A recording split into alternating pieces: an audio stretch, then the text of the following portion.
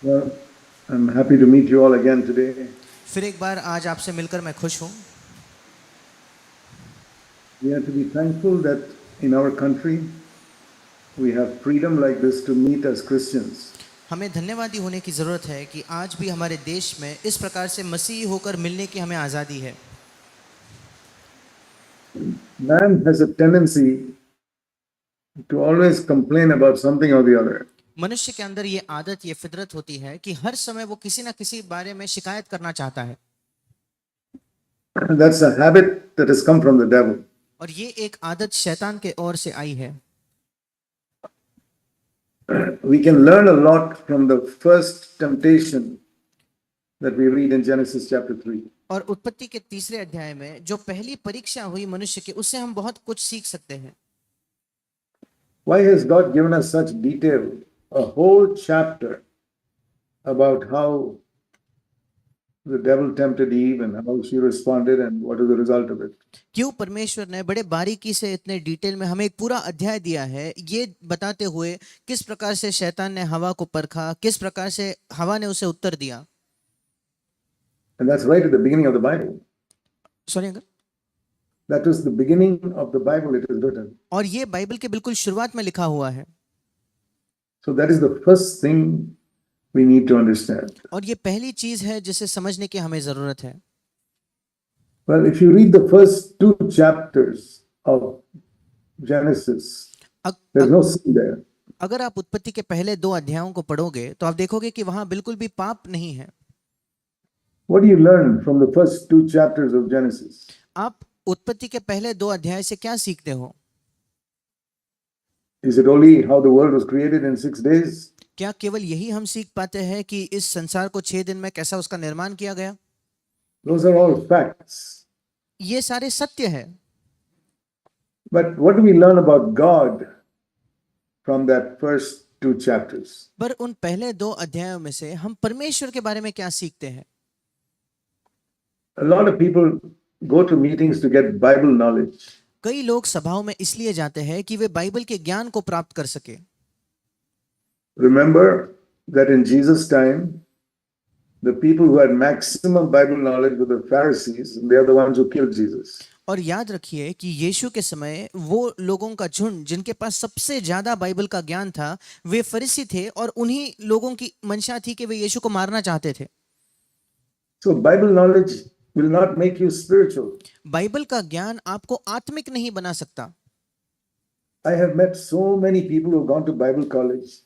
It's very difficult to find even one spiritual man among all those thousands who go to Bible college. मैं इतने लोगों से मिला हूं जो बाइबल कॉलेज में गए हैं, बहुत मुश्किल है उनमें से एक आत्मिक व्यक्ति को खोजना उन हजारों की भीड़ में जो बाइबल कॉलेज में जाते हैं। I have never respected a person for going to Bible college, never in my life. मैंने आज तक किसी ऐसे व्यक्ति को आदर नहीं दिया है जो कभी किसी बाइबल स्कूल से आया हो, कभी भी मेरे जीवन में। I'll tell you my experience that the people who have blessed me the most in my life were the people who never went to a Bible college. मैं आपको अपना अनुभव बताना चाहता हूं। जिन लोगों ने मुझे सबसे ज्यादा अपने जीवन में आशीषित किया है, वे ऐसे लोग थे जो कभी किसी बाइबल कॉलेज में नहीं गए। Because people go to Bible knowledge, people go to Bible college just to get information in the head. क्योंकि लोग बाइबल कॉलेज में इसलिए जाते हैं क्योंकि वो अपने सिर में, अपने दिमाग में बहुत जानकारी को भरना चाहते हैं। And that information in the head they speak out on Sundays. और वही जानकारी जो उनके सिर में है वो संडे के दिन बोलते हैं। But remember, Christianity is not a religion of the head, it's a religion of the heart. पर इसे याद रखिए कि मसीहत जो है वो एक सिर का धर्म नहीं है, बल्कि वो एक हृदय की बात है। And do you remember a story where after his resurrection, Jesus walked 7 miles, 10 kilometers, 11 kilometers to a place called Emmaus. और क्या आपको वो एक कहानी याद है कि यीशु मसीह के पुनरुत्थान बाद यीशु मसीह लगभग 7 मील एमाउस नाम की एक जगह तक चलकर गया। I want to show you that before we come to Genesis. और उत्पत्ति में आने से पहले मैं आपको वो दिखाना चाहता हूँ। It's a very interesting chapter. बहुत ही दिलचस्प एक अध्याय है। Luke 24. लूका रचित सुसमाचार उसका 24 अध्याय। It says on the first day Jesus rose from the dead. और 13वां वचन कहता है उसी दिन हफ्ते के पहले दिन यीशु मसीह मरे हुए में से जी उठा। And then on that day, it says here in verse 13, on that same first day, two people were traveling to a village named Emmaus, और about 7 miles from Jerusalem. और 13 वचन में लिखा है कि उसी दिन अर्थात सब्त के पहले दिन उनमें से दो जन इमाउस नामक एक गांव को जा रहे थे जो यरूशलेम से कोई 7 मील की दूरी पर था। And we read that they were living in the same house, these two people. और वहां लिखा है कि ये एक ही घर में रहते थे ये दो लोग। So therefore, I believe they were husband and wife. और इसलिए मैं विश्वास करता हूं ये पति पत्नी थे। Sometimes when we hear of two disciples, we think they must be men. कभी कभी जब हम सुनते हैं कि दो शिष्य चल रहे थे तो हम तुरंत एक चित्र बना लेते कि दोनों पुरुष ही होंगे। No, why should it be men? It can be one man and one woman disciple of Jesus. नहीं, ऐसा क्यों कि दो पुरुष ही यीशु के शिष्य हो सकते हैं? शायद उसमें से एक पुरुष एक स्त्री थी। So when I read at the end that they were all living in one house, both of them, और इसलिए जब मैं अंत में पढ़ता हूं कि वे दोनों एक ही घर में जी रहे थे, I say they must be husband and wife. और मैं कहता हूं कि शायद वो पति पत्नी होंगे। And Jesus walked with them for 7 miles from Jerusalem, verse 13. और यीशु उनके साथ यरूशलेम से 7 मील तक उनके साथ चलकर गया। 7 miles is about 12 kilometers. 7 मील लगभग 12 किलोमीटर होता है। Now, you ask yourself, how long does it take you to walk 12 kilometers? अगर आप अपने आप से प्रश्न करो कि 12 किलोमीटर चलने के लिए आपको कितना समय लगेगा? Not running, not fast walking, slowly walking 12 kilometers. आप दौड़कर नहीं जा रहे, बहुत तेजी से नहीं चल रहे, आराम से धीमे धीमे एक गति के साथ 12 किलोमीटर चलना। I think it will take about 4 hours. मैं विश्वास करता हूँ लगभग 4 घंटे लग जाएंगे। So we can read verse 13 that when Jesus walked with them, when Jesus went and met them, we read verse 15, and he walked with them for 4 hours. और इसलिए जब यीशु उनके साथ चला और 15वें वचन में वो अंत तक उनके साथ गया, अर्थात वो 4 घंटों तक उनके साथ चल रहा था। Now these are little things we get when we meditate on scripture. ये छोटी छोटी चीजें हैं जो हम समझ सकते हैं जब हम बाइबल का अध्ययन करते हैं। If we just read it, we say, oh, he went 7 miles. अगर हम केवल उसे पढ़कर आगे जाएंगे, हम कहेंगे अच्छा वो 7 मील चला। But if you meditate, you stop and say, how long does it take to walk 7 miles? पर अगर आप रुककर मनन करो तो आप सोचोगे कि 7 मील चलने के लिए कितना समय लगता होगा? 4 hours. 4 घंटे। What were they doing in those 4 hours? इन 4 घंटों में वो क्या कर रहे थे? See, it says here in verse 27, यहाँ 27 वचन में लिखा है, beginning with Moses and all the prophets. मूसा से और सब भविष्यद्वक्ताओं से आरंभ करके, That means from Genesis, which is the first book of Moses, to Malachi, the last of the prophets. इसका मतलब उत्पत्ति से शुरुआत करके जो मूसा की पहली पुस्तक थी, मलाकी तक जो आखिरी भविष्यद्वक्ता की पुस्तक है। That means all the 39 books of the Old Testament. इसका मतलब सारे 39 पुस्तक पुराने नियम के। He began to explain, verse 27, to them all the things concerning himself. 27 all those scriptures. 27 वचन कहता है, सारे पवित्र शास्त्र में से अपने विषय में लिखी बातों का अर्थ उन्हें समझाने लगा। Now, when I read that, I realized there's something about Jesus in all the 39 books of the Old Testament. जब मैंने इसे पढ़ा तो मैं इस बात को समझ गया कि पुराने नियम के सारे 39 पुस्तकों में यीशु के बारे में कुछ चीज लिखी हुई है। For example, in Genesis 3, he is called the seed of the woman. उदाहरण के तौर पर उत्पत्ति के 3 अध्याय में उसे स्त्री का बीज कहा गया है। And in Exodus, there's a picture of him as the one who led the people out of Egypt. और निर्गमन में उसका चित्र एक ऐसे व्यक्ति के समान है जिसने उन लोगों को मिस्र देश से छुड़ाया। And that is delivered us from sin's captivity. और हमें पाप के बंधन से उसने छुड़ाया। And then Leviticus, we see that he is the holy person. Levi व्यवस्था में हम देखते हैं कि वो एक पवित्र व्यक्ति है।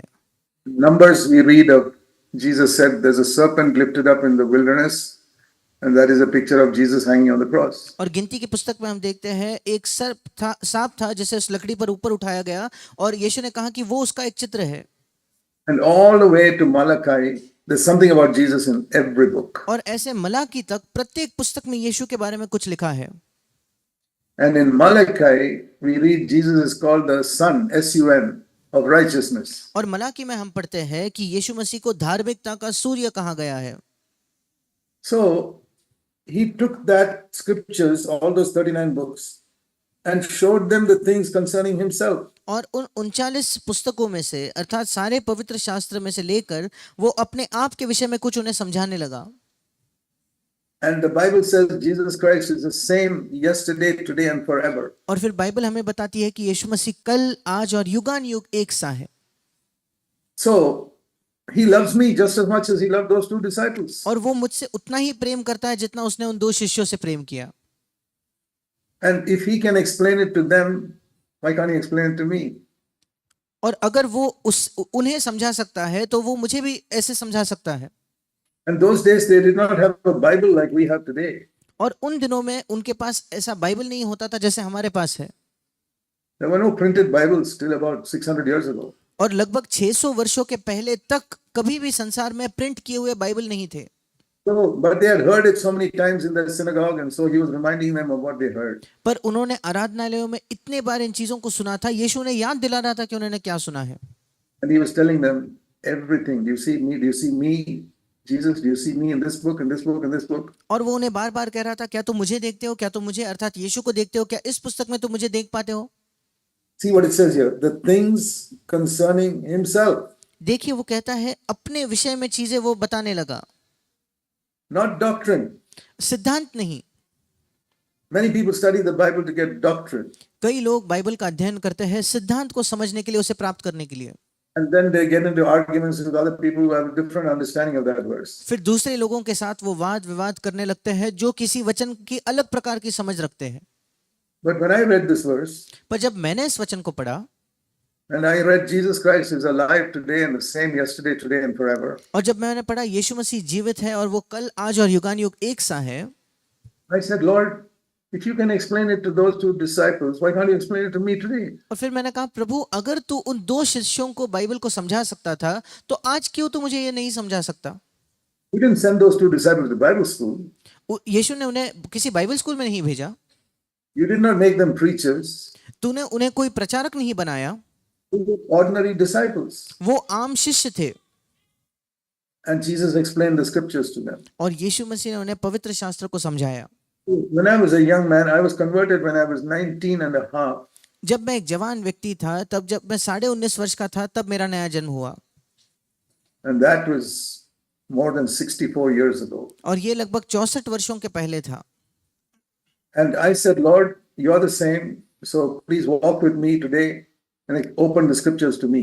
और मैंने कहा प्रभु तू आज भी वैसा ही और वही परमेश्वर है, इसलिए तू मेरे साथ चल और पवित्र शास्त्र को मुझे समझा। And I believed that he would do it. और मैंने विश्वास किया कि वो ये कर सकता है। So I was working in the Navy those days in India. उन दिनों में मैं भारत में नौसेना में काम करता था। And I had a room. और मेरा एक कमरा था। And I would get up in the morning. मैं सुबह उठता था। I would kneel down beside my bed. मैं अपने बिस्तर के पास लेट जाता था, घुटने पर आता था। And I would pray. और मैं प्रार्थना करता था। After some time of prayer, I would get up and sit at my table. प्रार्थना करके कुछ समय बिताने के बाद मैं उठकर अपने टेबल पर बैठता था। Open the Bible. बाइबल खोलता था। And a notebook and a pen. एक नोटबुक, एक पेन अपने साथ रखता था।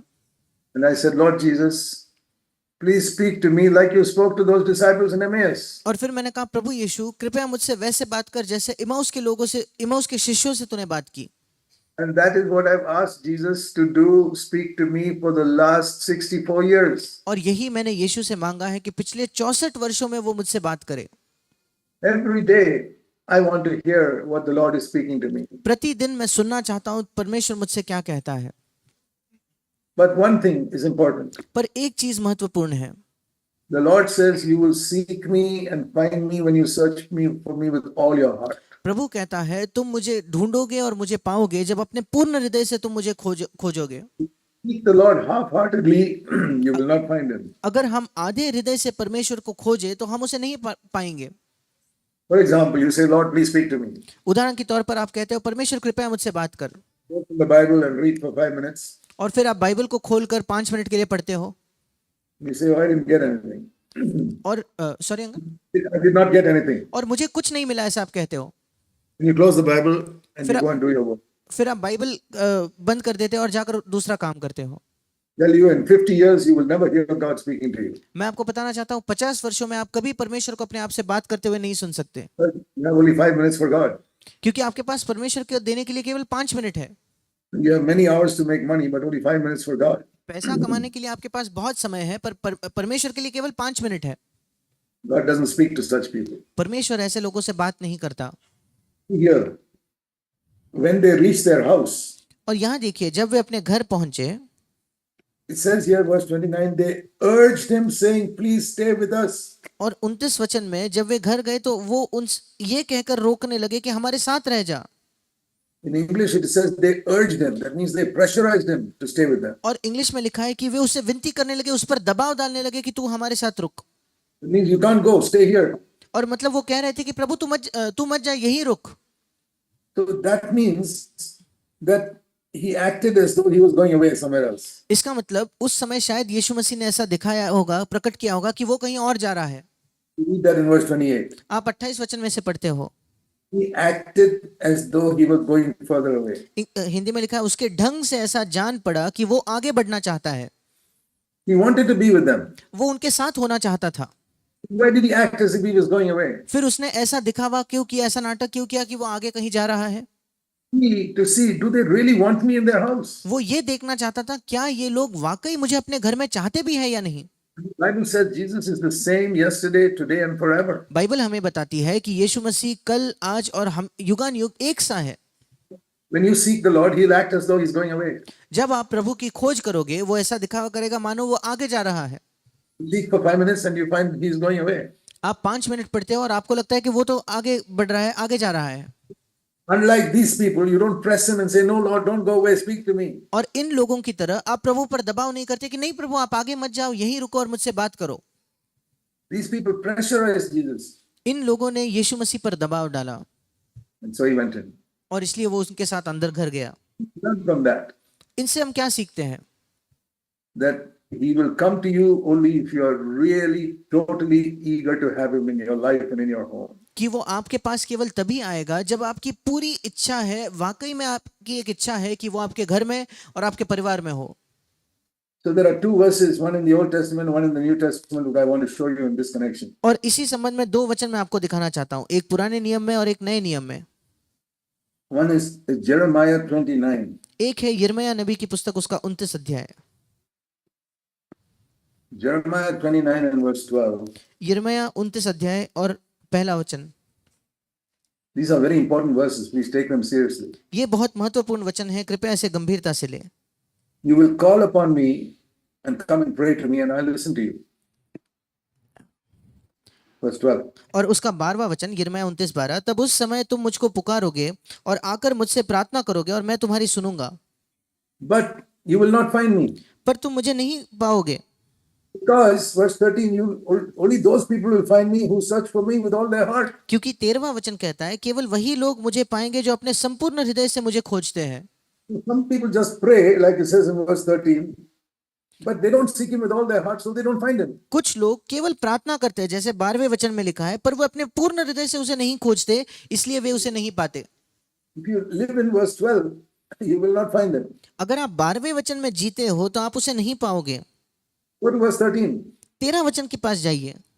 Search for him with all your heart. अपने संपूर्ण हृदय से, संपूर्ण मन से उसे ढूंढिए। In the promises, you will definitely find him. और फिर वायदा यह है कि निश्चित तौर पर आप उसे पाओगे। Everything in my life I found when I seek with all my heart. मेरे जीवन में हर चीज मैंने तब पाई है जब मैं उसे अपने पूर्ण हृदय से चाहता हूँ। Now see Hebrews chapter 11 अब मेरे साथ निकालिए इब्रानियों की पत्री, उसका 11वां अध्याय and verse 6. और उसका 6वां वचन। In the King James version of the Bible, it reads like this. और किंग जेम्स वर्जन का जो अनुवाद है वहां ये वचन इस प्रकार से लिखा है, Last part. आखिरी भाग, God is a rewarder of those who diligently seek him. परमेश्वर अपने पास आने वालों का नहीं, इंग्लिश में लिखा है जो बड़े आतुरता से उसे खोजते हैं उनका वो प्रतिफल देने वाला है। Just like Jeremiah 29. जैसे यिर्मयाह 29 में लिखा है। What do you seek for casually? आप किस चीज को बड़े आसानी से, सहजता से खोजते हो? Something that is not valuable. ऐसी कोई चीज जो शायद बहुत मूल्यवान नहीं है। Supposing you got 10 plates in your house and you missed one of them. अगर आपके घर में 10 प्लेट है, उसमें से एक आपको नहीं मिल रही, You don't know where you put it. आप नहीं जानते आपने कहाँ रखा है, You won't search for it with all your heart. अपने संपूर्ण हृदय से आप उसे नहीं खोजोगे। You say, okay, I've got 9 plates. It doesn't matter if I don't find that. आप कहोगे कि मेरे पास तो 9 प्लेट है, इसलिए अगर मुझे वो एक प्लेट नहीं मिलती तो कोई बात नहीं। But if you've got only one set of keys for your house and you misplace that, sorry, पर अगर आपके पास अपने घर की एक ही चाबी है और वो अगर आपकी खो जाए तो how will you seek for it then? तब आप उसे कैसे खोजते हो? You will give up everything because you can't leave the house without finding the key. आप सब कुछ छोड़कर अपने घर को तब तक खोजोगे जब तक आपको वो चाबियां नहीं मिल जाती। I want to ask all of you sitting here, do you seek for God like that? मैं आप सबसे पूछना चाहता हूं जो यहाँ बैठे हैं, क्या आप परमेश्वर को इस प्रकार से खोजते हो? I've seen people who lost their job. मैंने लोगों को देखा है जो अपनी नौकरी खो देते हैं, You look for another job. वे दूसरी नौकरी खोजते हैं, They're looking at all the advertisements in the paper and contacting people saying, I want to get another job. और पेपर में जितनी एडवर्टाइजमेंट आती है सारे एडवर्टाइजमेंट को देखते हैं, सब लोगों को बताते हैं कि मैं एक नौकरी की तलाश में हूं, Until they find a job. जब तक उन्हें एक नौकरी नहीं मिल जाती। But otherwise, their wife and 3 children will starve. नहीं तो उनकी पत्नी और उनके बच्चे भूखे रहेंगे। So, do you seek for God like that? क्या आप परमेश्वर को इस प्रकार से खोजते हो? Many of you have got jobs and you sought earnestly and got it. आप में से कई लोग जिनके पास एक नौकरी है, आपने अपने पूर्ण हृदय से उस नौकरी को खोजा और आपको मिल गई। Seek for God. क्या आप इस प्रकार से परमेश्वर को खोजते हो? Remember that word in Jeremiah. You will seek me and find me only when you search for me with all your heart. यिर्मयाह के उस वचन को याद कीजिए, तुम मुझे ढूंढोगे और तुम मुझे पाओगे जब अपने संपूर्ण हृदय से मुझे खोजोगे। And sometimes God waits और कभी-कभी परमेश्वर इंतजार करता है till you have come to the place where you want Him more than anything else. जब तक आप उस स्थान पर नहीं आ जाते जहां किसी भी वस्तु से बढ़कर आप केवल परमेश्वर ही को चाहते हो।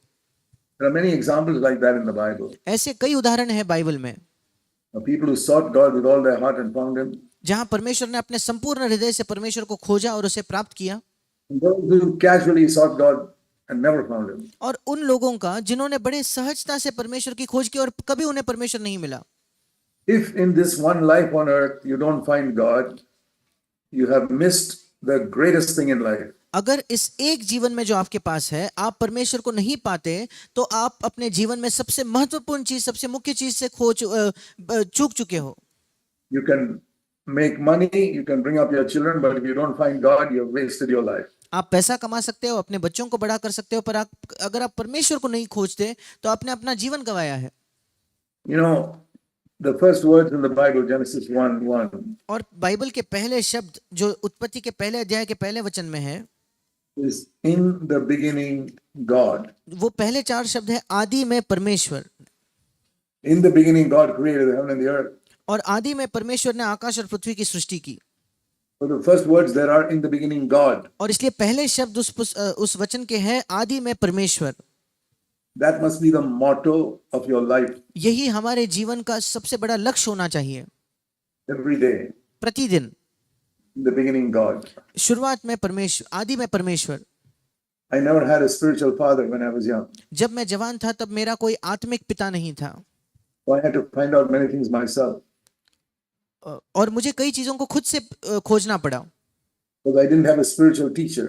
क्योंकि मेरे पास कोई आत्मिक शिक्षक नहीं था। And one of the things I discovered through the years is that I must seek God first thing in the morning. और एक चीज जो मैंने इन वर्षों में देखी है वो ये है कि परमेश्वर को मुझे सुबह के बिल्कुल पहली चीज सुबह उठते ही उसे खोजना है। Some of you have to go to work very early in the morning. आप में से कुछ ऐसे लोग हैं जिन्हें बड़ी भोर को बहुत सुबह काम पर जाना पड़ता है। It's okay. You don't have to sit with the Bible for half an hour. ये ठीक है, मैं ये नहीं कह रहा कि आपको आधा घंटा अपने बाइबल को लेकर बैठना है। I told you for 1,400 years after the Christ went to heaven, nobody had a Bible. मैंने आपको पहले भी बताया कि यीशु मसीह के स्वर्ग में जाने के बाद पहले 1400 वर्षों तक किसी भी व्यक्ति के पास एक बाइबल नहीं थी। And how did they hear God? फिर उस समय वे परमेश्वर को कैसे सुनते थे? There are so many languages in the world today. There's no Bible. आज संसार में ऐसी इतनी भाषाएं हैं जिनमें कोई बाइबल नहीं है। How will they hear God? वे परमेश्वर को कैसे सुनते हैं? tell you something.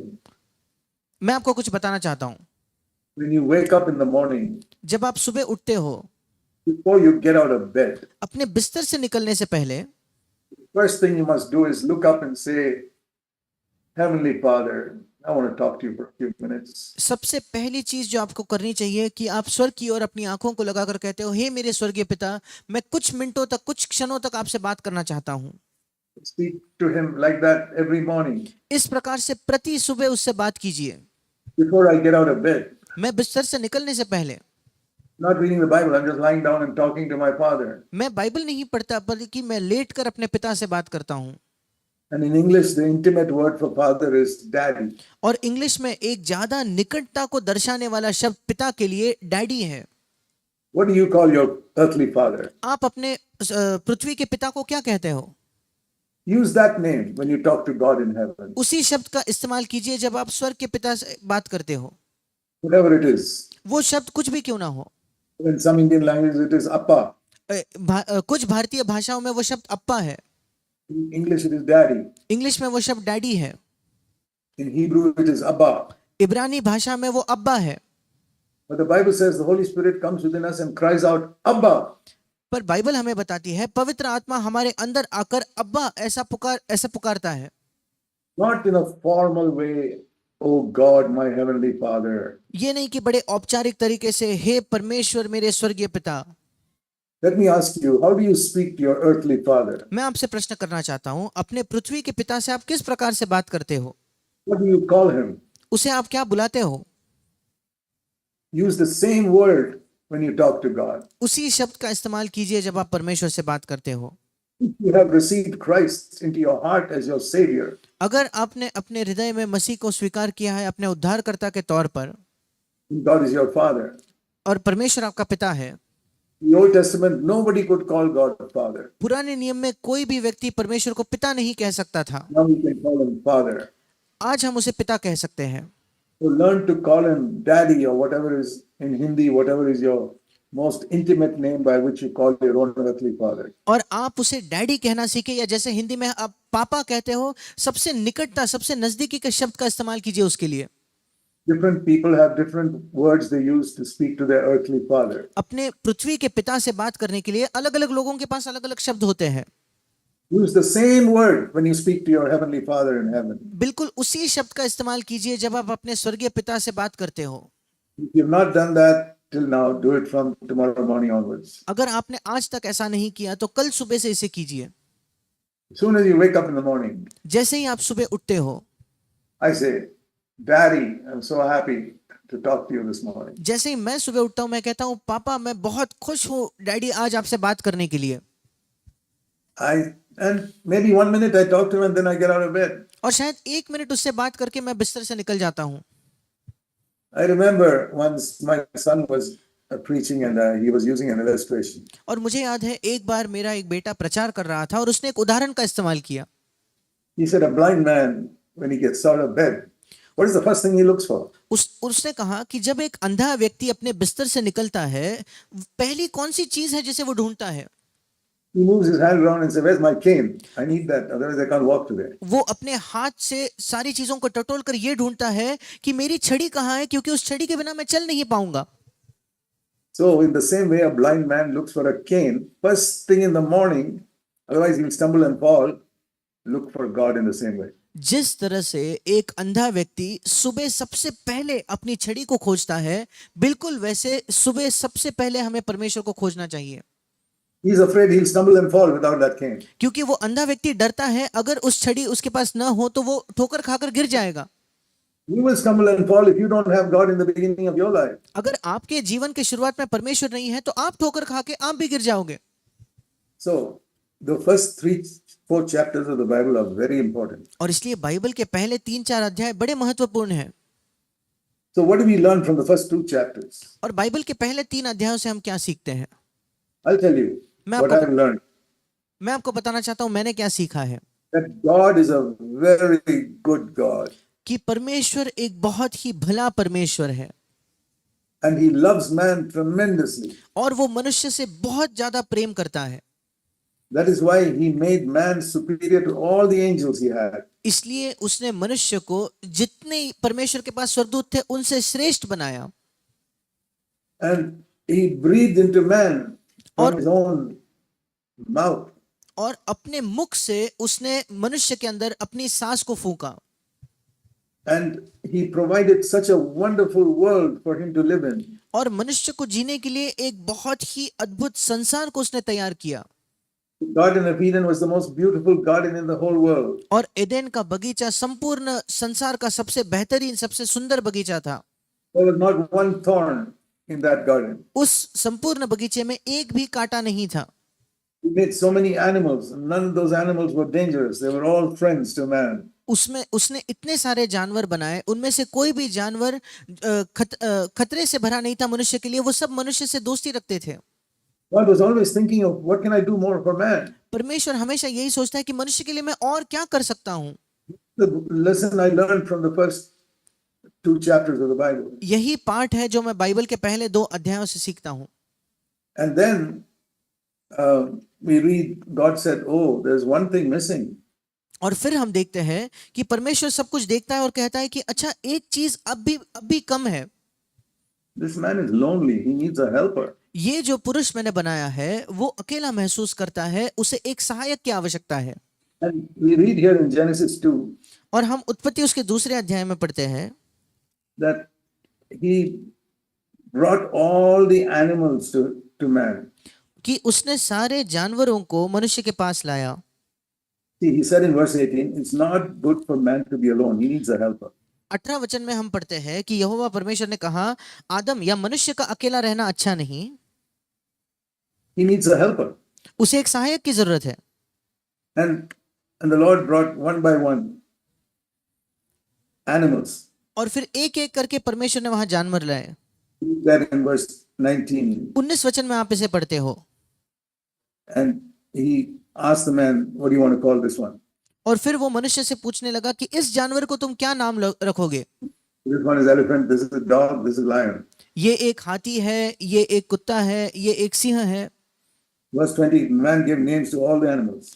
20 वचन आदम ने प्रत्येक जाति के पशु और जानवर का नाम रखा He was a very clever man. He could give names to all the birds also. वो एक बहुत ही बुद्धिमान मनुष्य था क्योंकि वो सारे पक्षियों को भी नाम दे सका Do that because his mind was not corrupted by sin at that time. वो इसलिए इन चीजों को कर सका क्योंकि उस समय उसका मन पाप से भ्रष्ट नहीं हुआ था And see the connection. God said, I need, verse 18, to make a helper for him, and then brought all the animals. और इन 2 वचनों के बीच के संबंध को देखिए कि 18 वचन में वो कहता है कि मैं मनुष्य के लिए एक सहायक चाहता हूं और 19 वचन में उसने सारे जानवरों को आदम के पास लाया In the end, it says in verse 20, but none of these were a helper for Adam. और 20 वचन में लिखा है कि इनमें से कोई भी आदम के लिए एक सहायक नहीं मिला जो उसे मेल खा सके I mean, it's almost humorous to think of this. और लगभग बड़ा मजा किया है इसके विषय में सोचना There was no woman those days, उन दिनों में कोई स्त्री नहीं थी only man. केवल पुरुष था God brings the lion. और परमेश्वर सिंह को लेकर आता है You want this to be your partner? और क्या तुम चाहते हो कि ये तुम्हारा सहायक बने So beautiful. कितना सुंदर है But Adam says no. और आदम कहता है नहीं What about this elephant? So big. You want that to be your partner? इस हाथी के बारे में क्या ये तो कितना बड़ा है क्या तुम चाहते हो ये तुम्हारा सहायक बने No. नहीं What about this cat? It's so sweet. इस बिल्ली के बारे में क्या वो कितनी अच्छी है नहीं Everything, no, no, no, no, no, no, no. हर समय नहीं नहीं नहीं नहीं नहीं नहीं Because of one reason. एक कारणवश He says, God, these are not the same nature as me. वो कहता है परमेश्वर इनके अंदर वही स्वभाव नहीं है जो मेरे अंदर है And when God saw that Adam rejected all of them, और जब परमेश्वर ने देखा कि आदम ने उनमें से प्रत्येक का इनकार कर दिया in verse 20, there was not found any helper suitable for him. Last part of verse 20. 20 वचन का अंतिम भाग कहता है परंतु आदम के लिए कोई ऐसा सहायक ना मिला जो उससे मेल खा सके It was a test. ये एक परीक्षा थी You want any of these animals? क्या तुम इन जानवरों को चाहते हो God said, no, it must have the same nature as me, Adam said. और आदम ने कहा नहीं मैं चाहता हूं कि उनके अंदर वही स्वभाव हो जो मेरे अंदर है Then God made a woman who was the same nature as Adam. फिर परमेश्वर ने एक स्त्री को बनाया जिसके अंदर वही स्वभाव था जो आदम के अंदर था Then Adam was excited and said in verse 23, "At last, this is now bone of my bones and flesh of my flesh." और फिर आदम 23 वचन में कहता है, आखिर में ये मेरे हड्डियों में से हड्डी है। See, when you young men look for a partner in marriage, जब आप जवान पुरुष विवाह के लिए एक स्त्री को चाहते हो, एक पत्नी खोजते हो, do this story. इस कहानी के विषय में याद रखिए। Some beautiful woman like a lion, कोई सुंदर स्त्री शायद एक सिंह के समान है, and you accept it. और आप अगर उसका स्वीकार करो तो You're foolish. आप मूर्ख हो, Just because she's beautiful. केवल इसलिए कि वो सुंदर है। Or an elephant so big. या कोई हाथी जो बहुत बड़ा है, And you must say no. आपको नहीं कहना है। I don't care if there's got so much money and she's so good looking. No. इसकी परवाह मत करो कि उसके पास बहुत पैसा है, वो बहुत सुंदर है, नहीं कहो। Because she is not the same nature as me. I am born again. I'm a child of God and she's not born again. She's not a child of God. क्योंकि उसके अंदर वही स्वभाव नहीं है जो मेरे अंदर है। मैं नया जन्म पाया हुआ हूं, मेरे अंदर परमेश्वर का स्वभाव है, पर वो नया जन्म नहीं पाई है। That is what you young people must learn from this passage. आप जवानों को इस अध्याय से इसी बात को सीखना है। Why did God test Adam by asking him whether he wants to marry any of those animals? परमेश्वर ने क्यों आदम को परखा उससे ये प्रश्न करके कि क्या तुम इन जानवरों में से किसी से विवाह करना चाहते हो? He's testing him. उसे उसकी परीक्षा ले रहा था। Then when he said no to all of them, God gave him someone of his own nature. जब आदम ने उनमें से प्रत्येक को नहीं कहा, फिर आदम के ही समान स्वभाव रखने वाला किसी व्यक्ति को आदम को दिया। Man was one race and animals were another race. मनुष्य एक अलग जाति थी और जानवर एक अलग जाति के थे। You can't marry between the two. इन दोनों के बीच में कोई विवाह नहीं हो सकता। The same way today there are two races. बिल्कुल ऐसे ही आज भी इस संसार में दो अलग प्रकार की जातियां हैं। Those who are born again and children of God, जो नया जन्म पाकर परमेश्वर की संतान है, those who are not born again and who are children of Adam. और कुछ जिनका नया जन्म नहीं हुआ और आदम की संतान है। That's exactly like here. और वही बात यहाँ लिखी गई है। And one of those children of Adam is, you see one of those children of Adam, very good looking, very rich. और उनमें से किसी एक आदम के संतान को आप देखते हो, बहुत ही सुंदर है, बहुत अमीर है। Learn from this story to say no, that's not the same nature as me. इस कहानी से इस बात को सीखिए कि उसका इनकार करके आप नहीं कहते हो, क्योंकि उसका स्वभाव आपके स्वभाव के समान नहीं है। Adam said no. Imagine what his life would have been if he married some elephant or some lion. आदम ने नहीं कहा, सोचकर देखिए उसका जीवन क्या होता अगर उसने किसी हाथी या किसी सिंह से विवाह किया होता तो। What has happened to many believers who've gone and married unbelievers? और यही कई विश्वासियों के साथ हुआ है जिन्होंने जाकर अविश्वासियों से विवाह किया। It would be like Adam marrying someone who does not have his nature. ये बिल्कुल ऐसा होता कि आदम किसी ऐसे व्यक्ति से विवाह करता है जिसके अंदर उसका स्वभाव है ही नहीं। Oh, I'll tell you, it is better to be single than to marry someone who's not got your nature. और इसलिए मैं आपको बताना चाहता हूं, ये बेहतर है कि आप अकेले रहो, इसके बजाय कि आप एक ऐसे व्यक्ति से विवाह करो जिसके अंदर वही स्वभाव नहीं है जो आपके अंदर है। Light and darkness cannot mix. क्योंकि ज्योति और अंधकार एक साथ, उनका कोई मेल नहीं है। One who wants to follow Jesus Christ and one who wants to follow Adam's nature will not mix. एक यीशु मसीह के पीछे चलना चाहता है, एक आदम के स्वभाव का अनुसरण करना चाहता है, ये दोनों के बीच में कोई मेल नहीं हो सकता। It's important when you young people seek for marriage that you obey God's word in 2 Corinthians 6:14. और इसलिए बहुत महत्वपूर्ण है जवानों, जब आप विवाह के लिए खोजते हो तो आप इस आज्ञा का पालन करो जो दूसरे कुरिन्थ 6 अध्याय में लिखा है। 2 Corinthians chapter 6 दूसरा कुरिन्थ उसका 6 अध्याय and verse 14. और उसका 14 वचन। Don't be united with unbelievers. अविश्वासियों के साथ असमान जुए में न जुटो। That's like telling Adam, don't marry that lion or that elephant. इसका मतलब ये है कि वो कह रहा है, आदम उस सिंह से, उस हाथी से विवाह मत करो। No, just say no to God. I don't want that. नहीं, केवल परमेश्वर से कहो नहीं, मैं ये नहीं चाहता। Then God will bring to you someone who's got your nature. परमेश्वर फिर उस आपके पास एक ऐसा व्यक्ति लाएगा जिसके अंदर वही स्वभाव है जो आपके अंदर है। It says here, what fellowship can light have with darkness? Verse 14. और यहाँ 14 वचन का अंतिम भाग कहता है, ज्योति और अंधकार की क्या संगति? Or what harmony can there be? Verse 15, between Christ and Belial. 15 वचन, मसीह का बलियाल के साथ क्या लगाव? Well, that's what we learned from Adam saying no to all those animals and God giving him a good wife. यही हम आदम से सीखते हैं कि उसने सारे जानवरों को नहीं कहा, फिर परमेश्वर ने उसे एक अच्छी पत्नी दी। But then we read that God had made Adam the head of that family. पर फिर हम पढ़ते हैं परमेश्वर ने आदम को उस परिवार का मुखिया बनाया था। What is the meaning of his being created first? यही मतलब है कि क्या उसे पहला बनाया जाने का यही अर्थ था। Let me show you 1 Timothy and chapter 2. मैं आपको दिखाना चाहता हूं पहला तिमुथियुस उसका दूसरा अध्याय And verse 12 and 13. और उसका 12 और 13 वचन। Why has God made man the head of a house? क्यों परमेश्वर ने मनुष्य को घर का मुखिया बनाया है? Yes, man and woman, husband and wife are equal. हाँ, मनुष्य और स्त्री, पुरुष और स्त्री, पति पत्नी एक समान है, But one is the head. पर उनमें से एक मुखिया है। 1 Timothy chapter 2, पहला तिमुथियुस उसका दूसरा अध्याय verse 12. I do not allow a woman to teach or exercise authority over a man. उसका 12वां वचन, मैं कहता हूं कि स्त्री न उपदेश करे और न पुरुष पर आज्ञा चलाए। Dear wives, you are not supposed to have authority over your husband. प्रिय at पत्नियों, home. आपको अपने पति पर अधिकार नहीं जमाना है। You say why? आप कहते हो क्यों? God, the Holy Spirit gives two reasons. पवित्र आत्मा वहां दो कारण देता है। Number 1, verse 13, Adam was first created, then Eve. सबसे पहले 13वें वचन में, क्योंकि आदम पहले बनाया गया, उसके बाद हवा को बनाया गया, So he is the head. और इसलिए वही मुखिया है। Secondly, it was not Adam who was deceived, verse 14, but the woman was deceived. और 14 वचन, आदम बहकाया नहीं गया था, पर स्त्री बहकाने में आकर उसने पाप किया। If the woman has a tendency to be deceived, she must not be the leader in the house. और क्योंकि स्त्री के अंदर ये ज्यादा संभावना है कि वो बहकाई जाए, उसे घर के अंदर मुखिया नहीं होना है, And she must not be the leader in the church also. और कलीसिया में भी उसे एक अगुआ नहीं बनना है, She must submit to the man. उसे पुरुष के अधीन रहना है।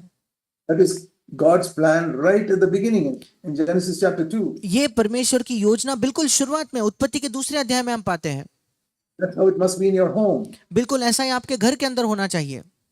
Turn with me to 1 Peter and chapter 3. मेरे साथ निकालिए पहला पत्रस उसका तीसरा अध्याय। If you follow God's order for your home, you'll have a happy home. अगर आप परमेश्वर का जो क्रम है आपके घर के लिए उसका अनुसरण करते हो, तो आपका बहुत ही खुशहाल एक घर होगा। It says in verse 1 Peter 3:1, you wives must be submissive to your own husbands. पहला पत्रस 3:1, हे पत्नियों, तुम भी अपने पति के अधीन रहो। And it also says in Ephesians chapter 5, इसी के साथ इफिसियों की पत्री के 5वें अध्याय में लिखा है, Ephesians chapter 5, इफिसियों की पत्री 5वां अध्याय 22 and 23. 22 और 23 वचन। Wives, be subject to your husbands because the husband is the head of the wife. हे पत्नियों, अपने अपने पति के ऐसे अधीन रहो जैसे प्रभु के, Because Christ is the head of the church, and like that, the husband is the head of the wife. क्योंकि पति पत्नी का सिर है जैसे कि मसीह कलीसिया का सिर है। So, just like in your body, the brain controls everything in the body. बिल्कुल जैसे एक शरीर के अंदर एक जो दिमाग होता है वो पूरे शरीर का नियंत्रण करता है, The husband is like that, the head of the wife. बिल्कुल वैसे ही एक पति भी उस पत्नी का सिर है। That does not mean he is superior or better. उसका ये मतलब नहीं कि वो उससे बड़ा है या उससे बेहतर है। Sometimes a wife may be more spiritual than the husband, संभव है कि कभी-कभी एक पत्नी अपने पति से ज्यादा आत्मिक हो, but still the husband is the head of the wife. पर उसके बावजूद पति जो है वो पत्नी का सिर है। Now see Genesis chapter 3. अब मेरे साथ निकालिए उत्पत्ति की पुस्तक उसका दूसरा अध्याय The serpent was very clever. That's the first sentence. और तीसरा अध्याय और उसका पहला वचन, जो सर्प था वो सबसे ज्यादा धूर्त था। I want to make this couple Adam and Eve sin. मैं चाहता हूं कि ये जो दाम्पत्य है आदम और हवा का, ये पाप करे। So whom should I contact first? सबसे पहले मैं किससे संपर्क करूं? I contact the weaker one, the woman. जो निर्बल है अर्थात स्त्री है, उससे मैं संपर्क करूंगा। Same thing today. बिल्कुल वैसा ही आज भी होता है। The devil will go after the woman शैतान पहले स्त्री के पीछे जाएगा and said to her, और tempted her to eat from the forbidden tree in the garden. और उसने कहा कि क्या सच में परमेश्वर ने इस वाटिका के किसी वृक्ष को नहीं खाने को कहा है? And the woman said, no, one of the trees you're not allowed to eat. और फिर स्त्री ने कहा, नहीं, एक ऐसा वृक्ष है जिसका फल हम नहीं खा सकते। Verse 3. तीसरा वचन। And then the serpent, the devil began to have a discussion with Eve and convinced her to try it. और फिर सर्प हवा के साथ एक चर्चा करने लगा और उसने हवा को मनाया कि वो उस फल को खाकर देखे। Tell me, what should Eve have done? आप मुझे बताइए कि हवा को इस समय क्या करना चाहिए था? She should have said, Satan, God has given me a head. Let me consult him and come back to you. हवा को कहना चाहिए था कि हे शैतान, परमेश्वर ने मुझे एक मुखिया दिया है, मैं पहले उस मुखिया से बात करके आती हूँ, फिर तुम्हें बताऊंगी। Okay, she should have gone to Adam. अगर वो आदम के पास जाती, Adam, see, this serpent is telling me to eat from this tree, saying it's very tasty. और वो कहती कि आदम, ये सर्प ने मुझे कहा कि हम इस वृक्ष के फल को मैं खाकर देखूं क्योंकि वो बड़ा स्वादिष्ट है।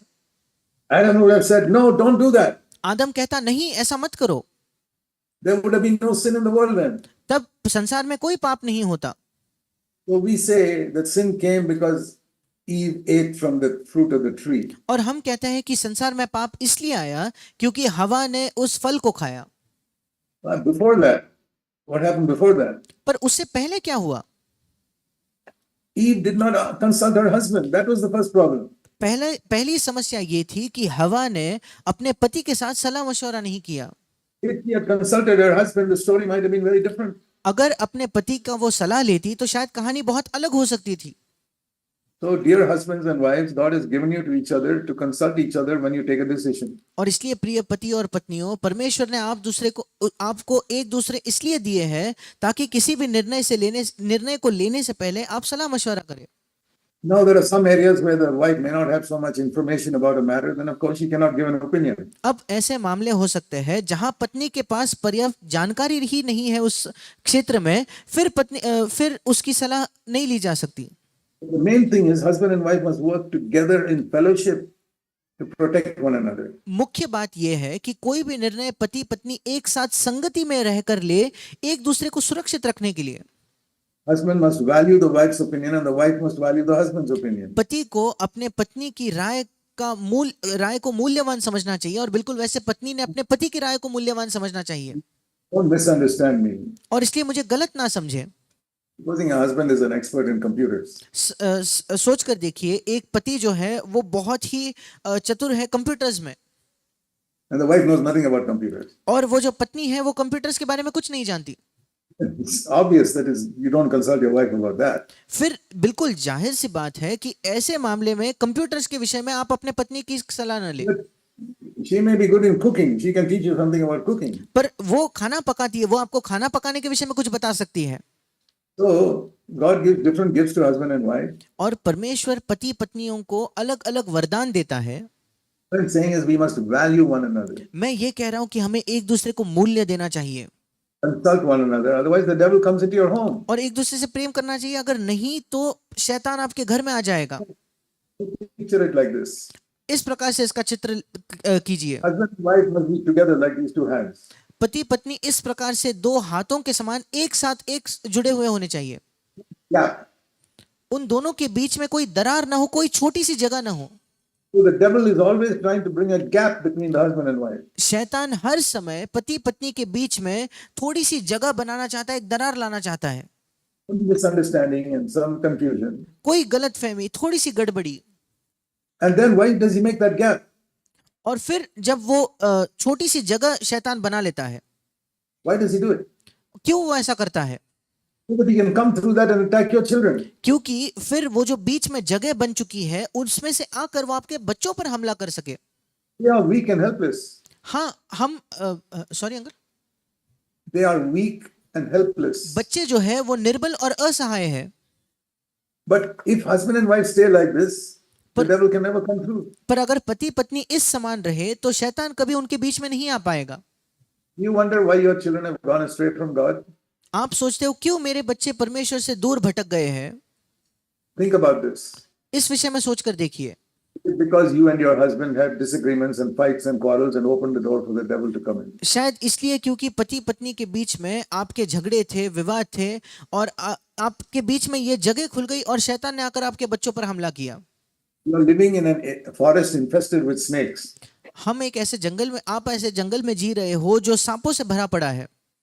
And if you keep the door open at night, those snakes will come in and bite your children. और फिर अगर रात को आप दरवाजा खुला रखो तो वो सांप अंदर आकर आपके बच्चों को काटेंगे। We are very careful if you are living in a dangerous area that we keep the door shut. अगर आप एक बड़े खतरे से भरे जगह में रहते हो तो बहुत महत्वपूर्ण है कि आप सारे दरवाजों को बंद रखें। What does that mean in the Christian life? मसीह जीवन में इसका क्या मतलब है? Be united. एक साथ जुड़े हुए रहे, Ask forgiveness from one another as soon as you hurt one another. एक दूसरे को जैसे ही आप चोट पहुंचाते हो तुरंत एक दूसरे से माफी मांगे।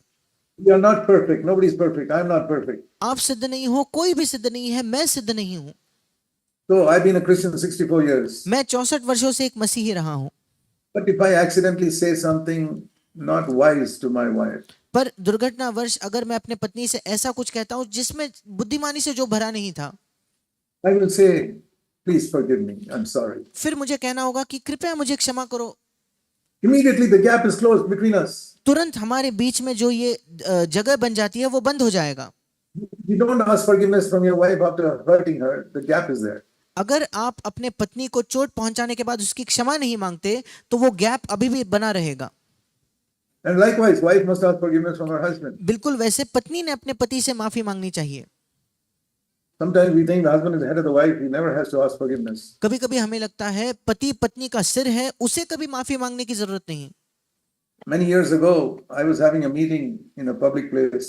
कई वर्षों पहले एक सार्वजनिक जगह में मेरी सभाएं हो रही थी And we had a revival, and then we asked people to give testimony. और वहां एक बहुत बड़ा संजीवन आया और हमने लोगों से कहा कि आप आगे आकर गवाही दीजिए। One old man got up.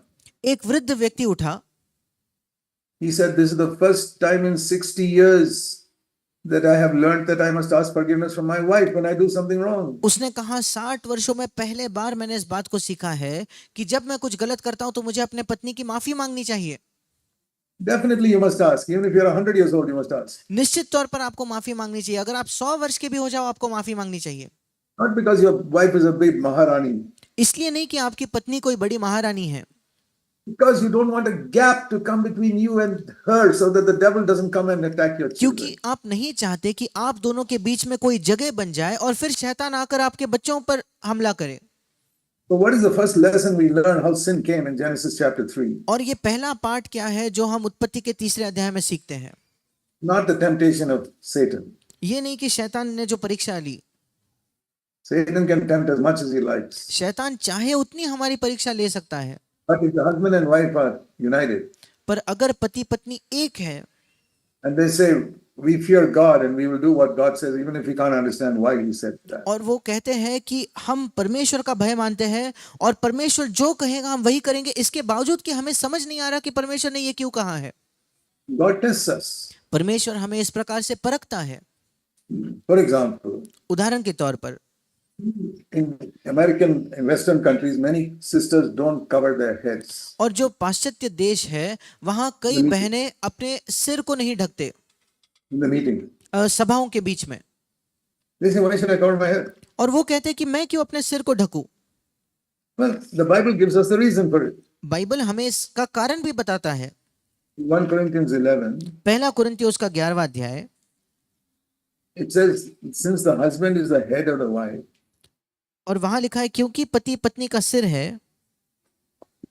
the first 5 verses, पहले 5 वचन, or in fact, many verses, about 10-15 verses, you read it. और लगभग पहले 10-15 वचनों में आप इस विषय के बारे में पढ़ते हो। It says in verse 3, Christ is the head of the man, man is the head of the woman. और तीसरे वचन में लिखा है कि मसीह मनुष्य का सिर है और पुरुष स्त्री का सिर है। So a man must not have anything in his head, verse 4, when he prays. और इसलिए कोई मनुष्य उसके सिर पर कुछ नहीं होना चाहिए जब वो प्रार्थना करे। But a woman must cover her head when she परंतु prays. परंतु जब एक स्त्री प्रार्थना करे तो उसे अपने सिर को ढाकना चाहिए। Yeah, I don't understand that. हमें ये समझना है।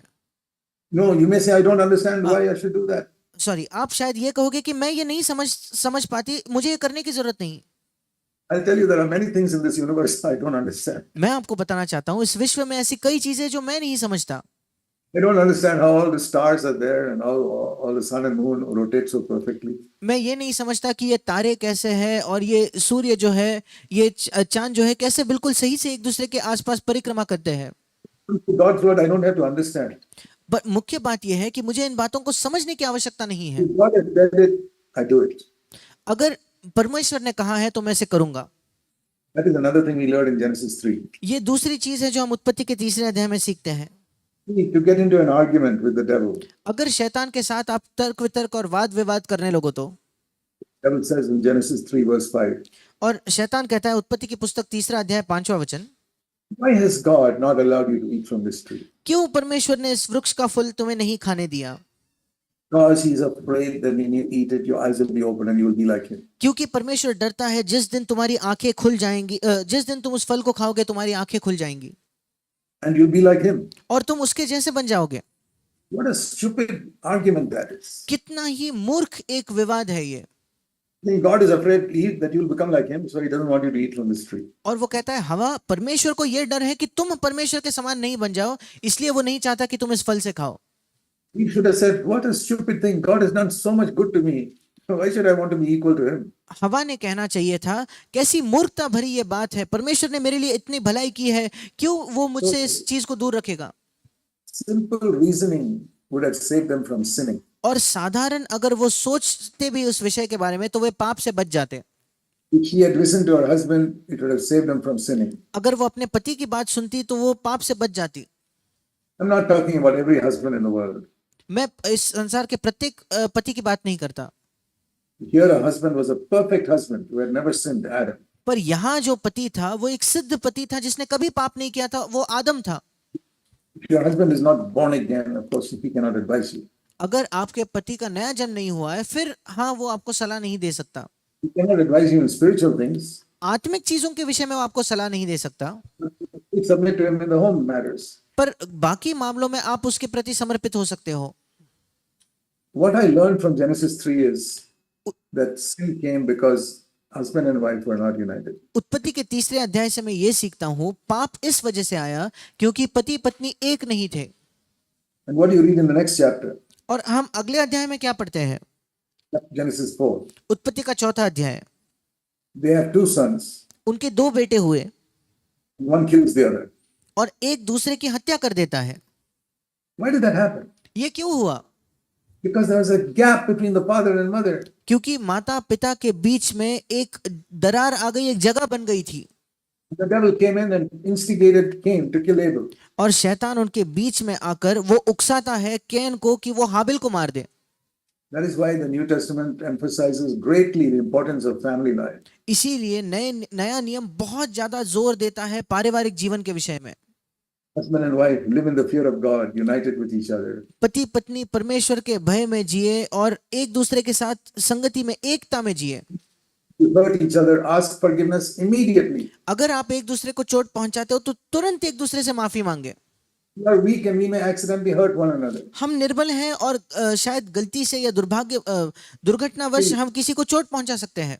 You are walking without shoes somewhere, you can accidentally get a thorn in your foot. जैसे अगर आप बिना जूतों के चल रहे हो तो कहीं आपके पैर में एक कांटा चुभ सकता है। Accidentally a thorn came into your foot. गलती से एक कांटा आपके पैर में चुभ सकता है। We've all experienced that sometime. हम सब ने इसका अनुभव कभी ना कभी किया है। What do you do? आप क्या करते हो? How long do you wait before you pull out that thorn? कितना समय आप इंतजार करते हो उस कांटे को अपने पैर से निकालने से पहले? There for one day. क्या आप एक दिन उस कांटे को वैसा ही रखते हो? You don't even leave it there for 5 minutes. हम 5 मिनट भी उस कांटे को वहां नहीं छोड़ते। That thorn will get infected and my leg will cause problems. Then we pull it out immediately. क्योंकि वो कांटा अंदर रहेगा तो उसमें इन्फेक्शन होगा और फिर मेरे पैर में समस्या होगी, इसलिए हम तुरंत उस कांटे को बाहर निकालते हैं। Hurting one another, husband and wife, is exactly like a thorn getting into your foot. पति पत्नी एक दूसरे को जब चोट पहुंचाते हैं वो बिल्कुल इसके समान है कि एक कांटा आपके पैर में चुभता है। Pull it out immediately. तुरंत उसे बाहर निकाले। How do you pull it out? कैसे आप बाहर निकाल सकते हो? Call your wife or husband by a loving name, darling, or something like that, and say, please forgive me for what I did. अपने पति या पत्नी को बड़े एक प्रेमी नाम से बुलाइए और कहिए, हे मेरे प्रिय, कृपया इस बात के लिए मुझे क्षमा करें। Have you asked forgiveness from your husband and from your wife? क्या आपने अपने पति अपने पत्नी से क्षमा मांगी है क्या? If you don't do that, those thorns will remain there and it will get infected and will destroy your home. अगर आप ऐसा नहीं करते तो वो कांटा वहीं का वहीं रह जाएगा, उसके वजह से एक इन्फेक्शन होगा और आपके घर का नाश होगा। What do you learn from Genesis chapter 3? उत्पत्ति के तीसरे अध्याय से आप क्या सीखते हो? The devil came because he could bring a separation between Adam and Eve. शैतान इसलिए आया ताकि आदम और हवा के बीच में वो एक अंतर ला पाए। And these are days when the devil is attacking families. और ये ऐसे दिन हैं जहां शैतान परिवारों पर हमला कर रहा है। The parents may not suffer, but the children will suffer. माता पिता शायद उसको बहुत उसकी पीड़ा नहीं होगी, पर बच्चों को बहुत पीड़ा हो सकती है। Be wise and be alert. और इसलिए बुद्धिमान रहे, सतर्क रहे। Like if you're walking through a forest which is full of snakes, you'll be very careful when you walk there. अगर आप एक जंगल में से चल रहे हो जहां बहुत ज्यादा सांप है, आपको बहुत सतर्क होना है। That is how we must live in the world, ऐसा ही हम इस संसार में जीते हैं। for God's protection. और परमेश्वर की सुरक्षा खोजे, Ask Him to fill you with His Holy Spirit. उससे मांगे कि वो आपको पवित्र आत्मा से भर दे, Give you discernment of the tactics of Satan. कि वो आपको परख दे कि शैतान की युक्तियां क्या है। Okay, one last verse. एक आखिरी वचन, Turn with me to Ephesians मेरे साथ निकालिए इफिसियों की पत्री and chapter 4. उसका 4था अध्याय।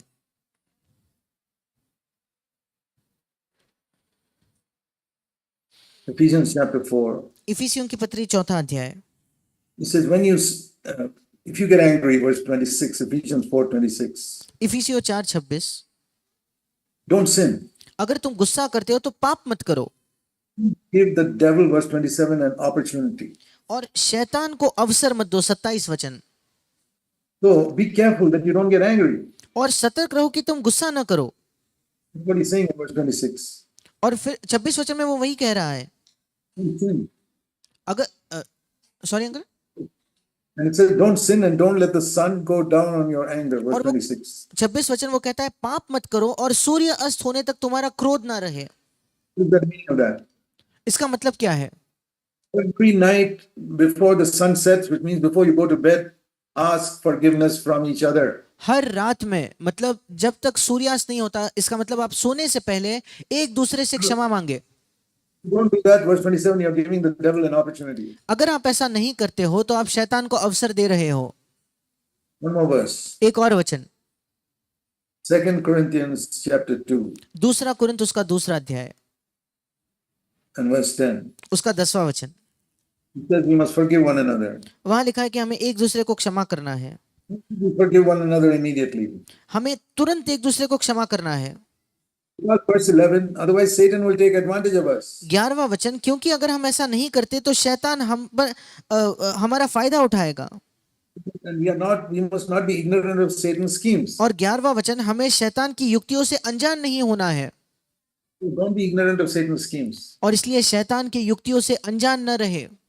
Be quick to ask forgiveness. बहुत ही शीघ्र एक दूसरे से क्षमा मांगे। Before you go to bed, get rid of all your anger. और सोने से पहले अपना सारा गुस्सा दूर करिए। Read these 2 chapters. इन 2 अध्यायों को पढ़िए। Ephesians 4, इफिसियों 4, 2 Corinthians 2. दूसरा कुरिन्थ उसका 2। Don't let the sun set with your anger still in your heart. अगर आपके हृदय में अब भी क्रोध है तो उस सूर्यास्त नहीं होना चाहिए। And learn to forgive one another and ask forgiveness. और एक दूसरे की क्षमा मांगना सीखे और एक दूसरे को क्षमा करना सीखे। These are days when the devil is attacking families. ये ऐसे दिन हैं जहां शैतान परिवारों को पर बहुत हमला कर रहा है। The church can increase in size, but if the families are being attacked, it will be a useless church. आपकी कलीसिया संख्या में बढ़ सकती है, पर अगर उन परिवारों पर हमला हो रहा है तो वो कलीसिया किसी काम की नहीं होगी। Dear brothers and sisters, preserve your families. और इसलिए प्रिय मेरे भाई और बहनों, अपने परिवारों को सुरक्षित रखें। Let's pray. आइए हम प्रार्थना करेंगे। Heavenly Father, स्वर्गीय पिता, please help us in this evil world to कृपया walk in humility, कृपया इस दुष्ट संसार में हमारी सहायता करें कि हम नम्रता में चले, so that you can give us grace, ताकि उससे हमें अनुग्रह मिले, so that we can overcome Satan. कि हम शैतान पर विजय पा सके। Build homes that will glorify you. और ऐसे घरों का निर्माण करें जो तेरी महिमा करते हैं। Bring up our children in the fear of God, हमारे बच्चों को ईश्वर के भय में बढ़ा, and thus build a church that will glorify your name. और इस प्रकार से एक ऐसे कलीसिया का निर्माण कर जो तेरे नाम को महिमा लाए। Many parts of North India where there is such a great need, उत्तर भारत के कई जगहों में जहां इतनी बड़ी आवश्यकता है, जरूरत है, pray in the name of our Lord Jesus Christ. हमारे प्रभु यीशु के नाम से हम मांगते हैं। आमीन।